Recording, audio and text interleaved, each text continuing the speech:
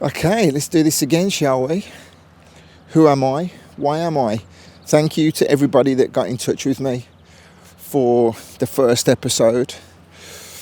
I guess this will be broken down into episodes, but what I am not going to do is try and make things too chronological, because some of the conversation that I'll have... Is it a conversation when you're talking to yourself? No, probably not. Some of the words that I'll share may go off on a tangent over different timelines. So a very quick recap, I think, is necessary. Episode 1, I broke down about my parents. I broke down about being born Andrew Brown. What I do realise is that I've no idea how long this is going to run for. So I possibly should have given an overview of life where it actually is now, maybe. I don't know. If you've got any suggestions, then always feel free to get in touch, let me know. And I would ask that if you do want to comment, then please comment on the YouTube video, because it will allow me to remember where the comments were, and then I'll start drawing reference to them any time that I'm speaking. So as I'll say again, thank you to quite a few of you who actually took your time to say how much you enjoyed the words I was sharing, how you related to much of what I was saying. Some of you born with different names as well. Also a little bit of analysis as to why I feel the way that I do, and the way I used to feel the way that I did. So thank you, please keep them coming. And again, just to repeat, do it on the YouTube. If you follow a link from Facebook over to YouTube, unfortunately sometimes it doesn't allow you to comment. You have to log in, which is a bit of a pain in the ass if you don't have a YouTube account or a Google account, but I'll leave you to get over that. You can probably hear I'm walking along the beach today, and my thoughts immediately go to sharing with you more details about myself. So I told you about my birth father passing away when I was less than 2. My mum then got with Dennis Ward, who I, for the rest of my life, or for the whole of my life, have always called my dad. My mum, English heritage, white. I didn't state that, but I think it's fairly obvious. People know I'm of mixed race. And Dennis Ward himself also fully English, fully white. So there I was, mixed race kid in the 70s with 2 white parents. My dad, Dennis, was a couple of years younger than my mum, and he came from Aston. His family were really not very well off at all. My granddad, also called Dennis, worked, I think he used to work, it's gone out my brain now, I think he used to work for the British Telecom. And my nan, as far as I can remember, was always at home looking after the family. My dad had 2 brothers and 2 sisters, and growing up, my memories of Aston were always being in my nan's kitchen. It's quite funny really, the memories that I have. My granddad always had a drink problem. He was a functioning alcoholic. One very vivid memory I have of him, and it's weird how our brains work, isn't it? A very vivid memory is of him being stood at the kitchen sink, brushing his tongue with bicarb of soda. I think why that's such a vivid memory is because he was gagging on the toothbrush all the time. So no idea why he did that. I never asked him about it. He was a giant of a man. My dad also was big, but my granddad was huge, and he was a kind of a, I don't know how I would describe him. I've never actually stopped to describe him in the past. He wasn't the happiest of men. I wasn't scared of him. I wouldn't say that I can remember having a lot of love for him. I didn't dislike him by any stretch of the imagination, but he was just a very private character. I just always remember him either being at work or in the pub. That was my granddad's life. My nan, on the other hand, Nanny Ward, she was an absolute angel. I did say that they didn't have any money between them, but the kitchen was always full of TVs with the backs off that was being repaired either by my nan or one of my dad's brothers. Transistor radios. It was like an Aladdin's cave when I think back to the mid-70s. And I do also recall thinking to myself after the first episode, I wasn't very specific when I was talking about areas or whatever. I didn't want it to be too specific so as to alienate people who didn't know where I was talking about. But at the same time, I do think that when I do mention different areas and streets and clubs or anything, the people that do recognise the names will connect a little bit more. So I will mention those. I've made a mental note to be a bit more specific. So I just nearly got swept away in quicksand on the beach then. So yeah, I was talking about my granddad, talking about my nan. A picture of my nan being in the kitchen with a pinafore on, with her hair grips all on the front of the pinafore, and I don't know, got to just do a jump across a little stream of water on the beach. Oh, I'm still alive. And sitting on the settee, my nan would be sat in front of the settee, on the sofa, should I say, and I'd be sat on the back of the settee with my legs around my nan's shoulders, brushing her hair, putting the grips in her hair, and she'd always give me 10 pence for doing that. Fun memory. Like I said about my favourite auntie, it's not really fair to say, but she was definitely my favourite nan. She was the most loving. I always felt really loved by my nan, and we used to spend a lot of time there. And when we were growing up, we were a very close family. Well, I say we were a very close family. I'll get on to contradicting that in a little while. But like most people, I think, in the 70s, we'd spend a lot of weekends at our nan's houses doing the rounds. My granddad on my dad's side, I can't remember now. I have actually done a complete family tree when my dad died eventually, a few years down the line. We'll get to talk about. So I did trace back a family tree back to my granddad's mum and dad, but I can't remember off the top of my head now how many brothers and sisters he had. Maybe if I can dig that out and put it in the video, but that'll probably mean more work than I actually want to do. Anyway, if I remember, I'll look it up and I'll probably share it another time. Lots of cousins, also always at my nan's. That's how I started that line of chat, because saying we had a big family. And I also only ever remember Alma being with me in Aston. Waterworks Street was the road that my nan and granddad lived on when we were younger. So I always remember my brother being around. He would have been born when I was 4. So that was life growing up, and I started talking about my dad. So again, because I've got no script, I might be bouncing around all over the shop, forgive me.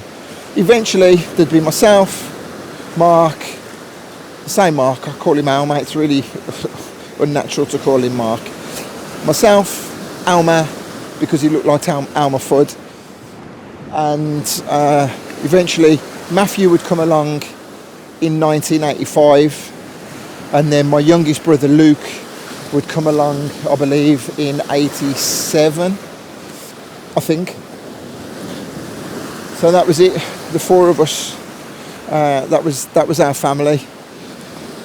Dennis eventually would pass away in his sleep in 2014.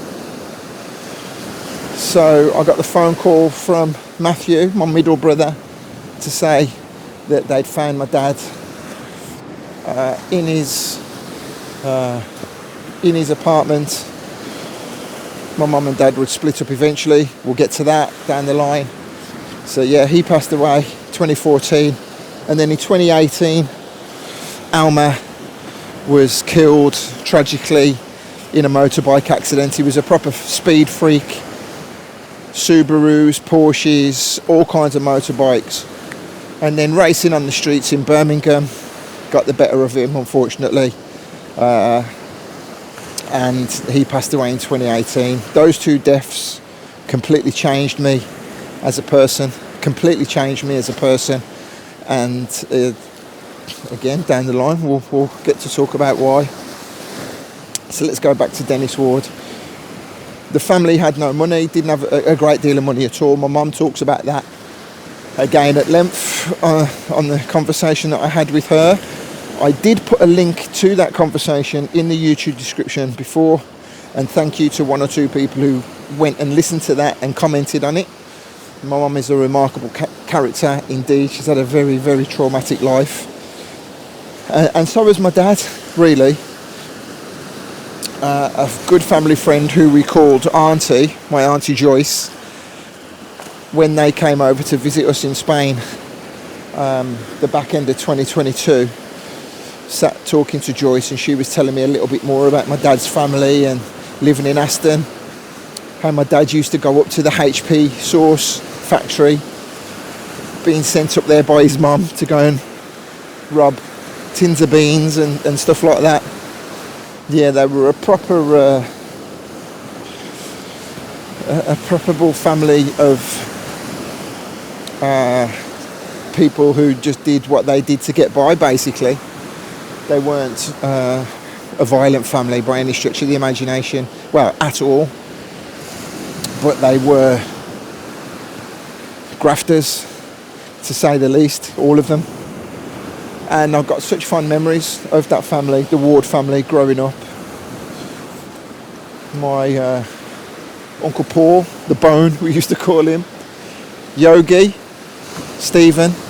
So the Bone was my Uncle Paul, Yogi was my Uncle Stephen, and then there was Tina and Christine on my dad's side.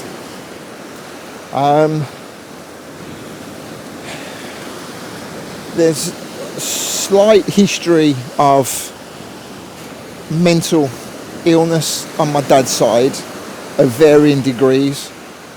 I'm conscious of how I word things, because the last intention is to offend or upset anybody.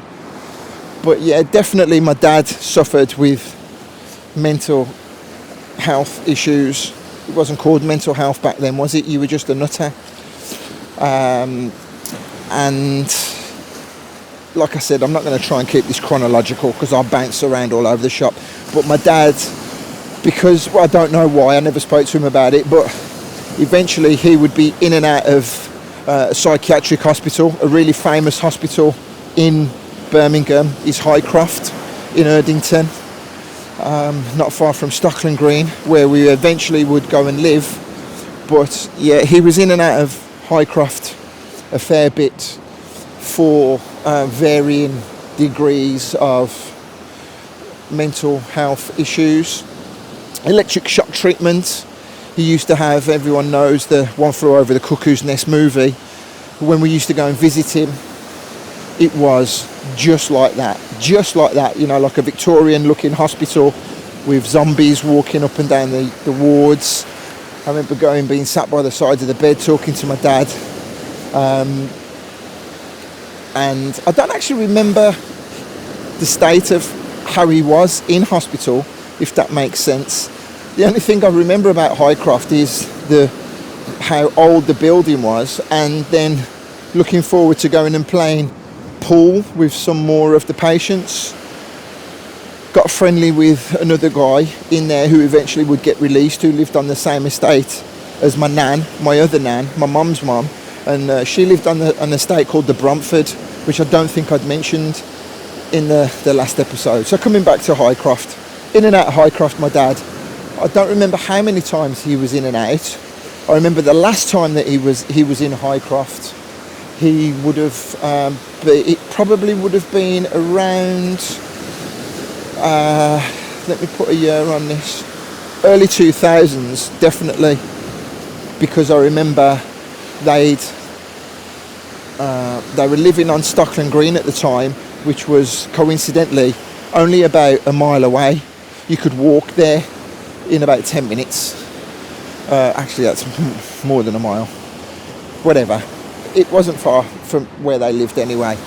And the last time that he was in psychiatric hospital, it was, he didn't seem anywhere near as bad as he had been in the years gone by. And I and my mum were both a little bit frustrated with him, really. It's like he was shirking all of his responsibilities. Never really got a chance to talk to him in depth about those years, unfortunately.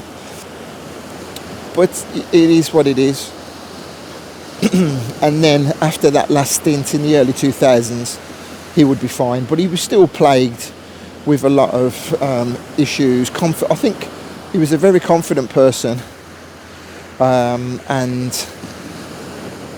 from what I could see, he was loved by most people that knew him. I'm sure he had a few people who disliked him. And as I say, he was a big guy. And I always felt safe knowing that he was there to protect me. I never really knew of him getting into any altercations, but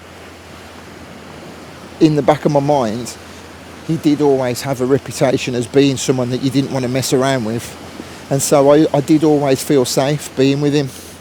That is one of my lasting memories, and whatever I do say about him when I reflect, I'll always come back and just reconfirm exactly how much I did love him and how much I did feel protected by him in my early years.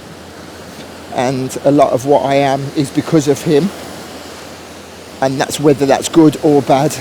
There's a lot of traits that he had that I actually steered clear of, and there's a lot of positive traits that he had that enforced within me, which now I'm saying this out loud, again it sounds a little bit contradictory, because I feel he gave me a lot of self-confidence, even though when I think about it, he's not someone who I would say had a lot of self-confidence. I've got to that point again now of talking non-stop that I'm thinking, okay, where's this going? But I'll just crack on, continue. Sunday morning, walking towards the marina to get a coffee with the dog along the beach.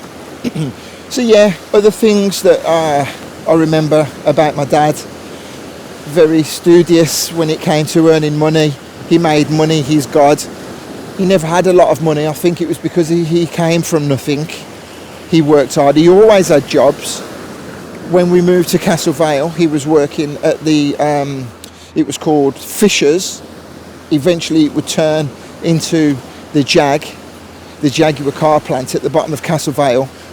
Anybody that knows that area now, or they go from Castle Bromwich towards Erdington along the Chester Road, where there's that big metal structure of the Spitfires on the left hand side there. That's the Jaguar car plant.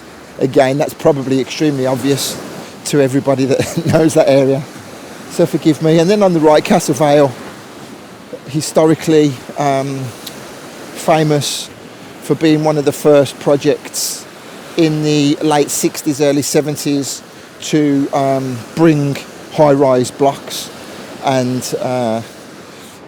put together hundreds and thousands of families housed by the council in these blocks as like a project.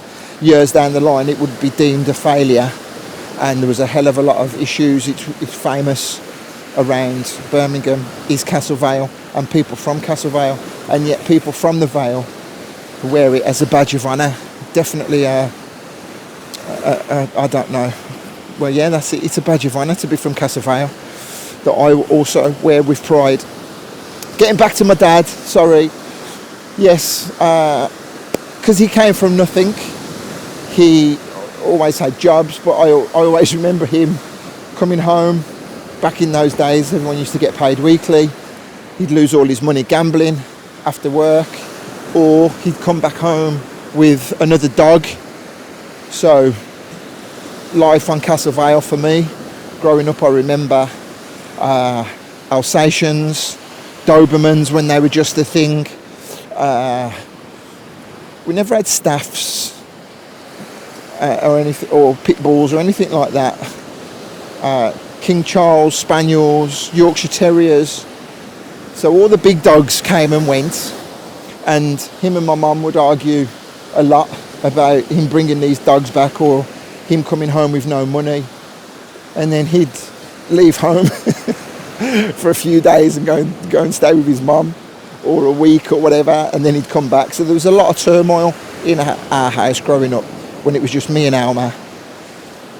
A lot of unrest, a lot of shouting, but also a lot of love.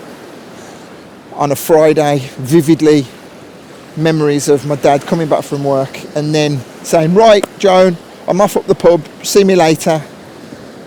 And so my dad would get a taxi. They never used to drive back then. My dad would get a taxi from Castle Vale up to Aston, and he'd go and sit in the pub with his dad and the rest of all the people in those pubs there. 3 or 4 different pubs nearby to Aston train station, and a little bit further down nearer to Salford Park. I could tell you the 4 names of the pubs, but they've literally just all gone out of my head. King Edward, The Vine, something else. Yeah, so then my dad would go at about 4 o'clock, and then a little bit later my mum would get dressed and also get a taxi up to the pub, and then maybe sometimes I'd jump in the taxi with her and go up to the pub. And my mum, let me tell you, oh my God, she was beautiful. I mean, beautiful. I used to carry, probably sounds a bit weird saying this out loud, I used to carry one of those little photo booth photographs in my wallet when I went to school, when I was, 12, 13, telling everyone that was my girlfriend. Why? She was absolutely beautiful. So, and she still is, of course. My mum is still around. And, jeez. Wow! Did you hear that? Oh, that's incredible. I'm sorry if that scared you. It's still going. Oh, I'm gonna get. That was a clap of thunder. I was just about to say, when I was in the middle of that conversation, I saw some lightning, and there's been spots of rain on me, but I didn't really want to interrupt what I was saying.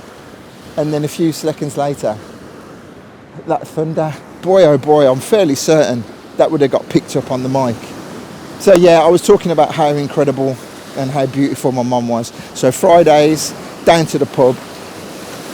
Many years later, I'd try and piece together why my dad would go off early to the pub, but I think it was so he could go and do his deals and speak to his friends. And then I used to question if he was going down there smoking weed or taking any gear. I mean, a little bit later on in life, he would eventually start smoking weed and doing other bits and pieces. But back then, it never even crossed my mind that that's what he would have been doing. Not in the slightest. And maybe that's why they had problems. early on in their lives. I don't know. It's not really fair for me to surmise. Pub life, yeah. Like everybody growing up in the 70s and 80s, the pubs were lively, vibrant places. People in and out, buying and selling all kinds of mainly knocked off clothes and electrical items. And my dad was the kind of guy, he was a fence. He wasn't, although I was going to say he wasn't a thief himself. No, actually, no, I don't think he was a thief, get my words out. But he knew a hell of a lot of thieves. And because he always liked to make a pretty penny, everyone used to come to him. So I had this conversation with my mum the other day when I was saying about I don't like to, let me just check I'm still recording, I am. I don't like being around people who gossip. I don't like being around a lot of noise. I don't like being around too many people at any one time. And I said, that's your fault, Mum, because of being in, the house, having so many people in the house when I was younger. My house is a haven of peace and solitude now. But my mum said, no, that was nothing to do with me. I said, that was your dad, always having people coming in and out, doing his deals. So yeah, getting back to the pub. It's a little bit of a joke, isn't it? People coming in, walking around, selling packs of razors, packs of bacon, blocks of cheese. That used to happen years down the line as the shoplifters would get more trampy. But my dad was the kind of person that you'd hear about lorry loads of shipments of clothes going missing. And then the next thing you know, I was the best dressed kid at school. The next day, Farrah's, Lacoste's, Gabichis, Tacchini, all of that, somehow we managed to get hold of. I remember owning pretty much every colour of Farrah trouser that existed. Also, I remember going to school selling like nail clippers and little pocket knives.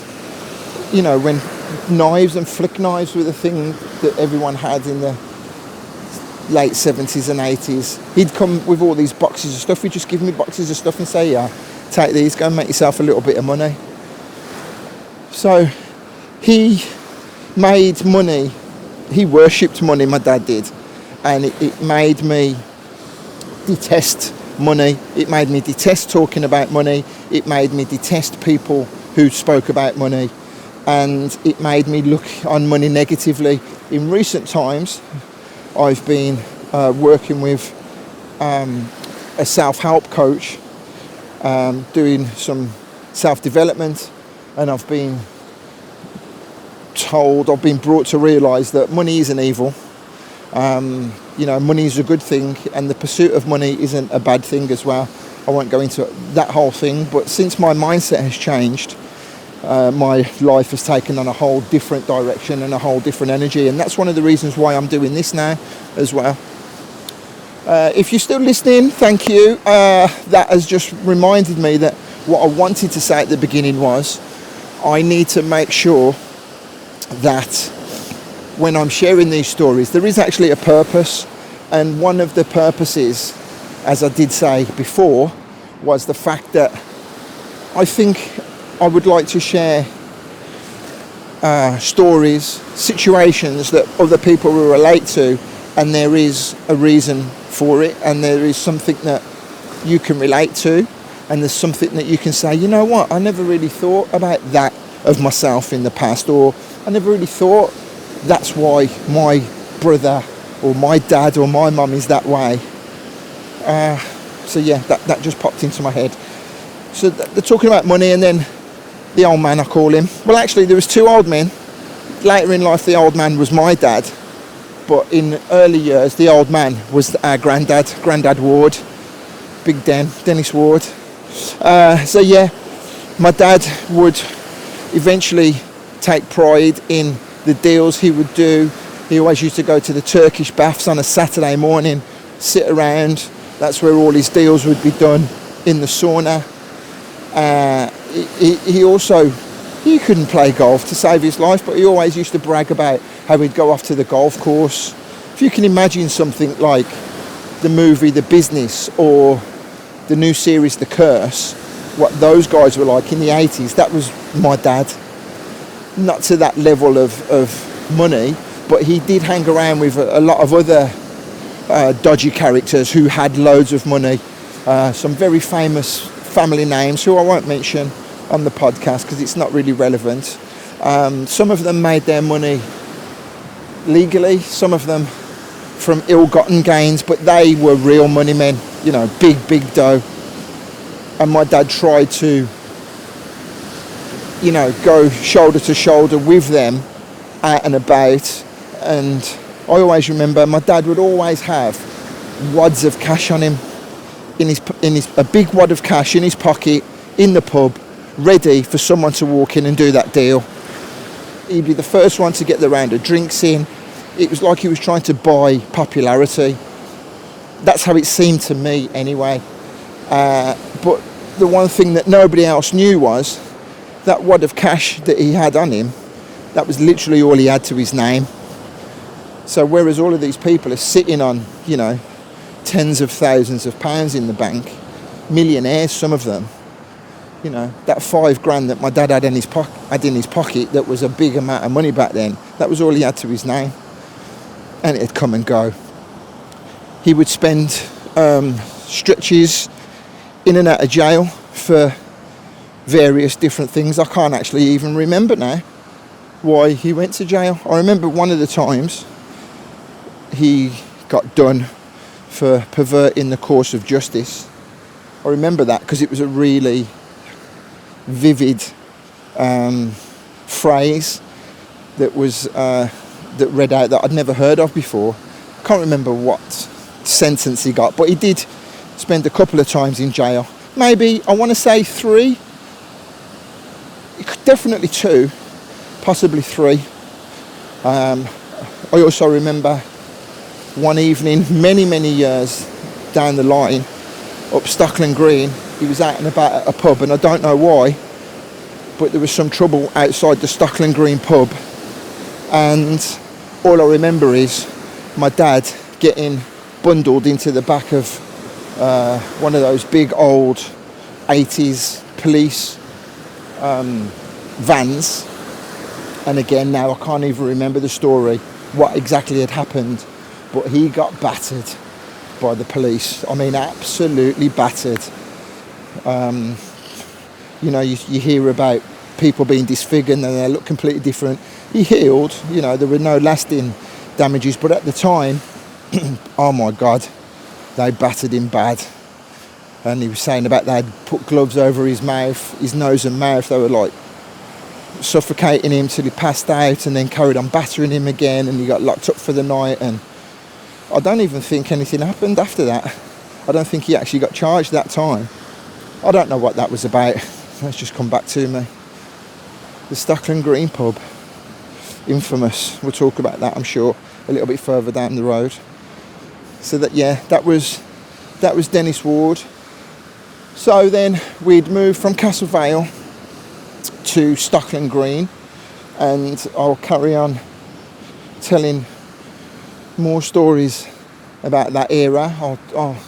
I need to go back and start talking about my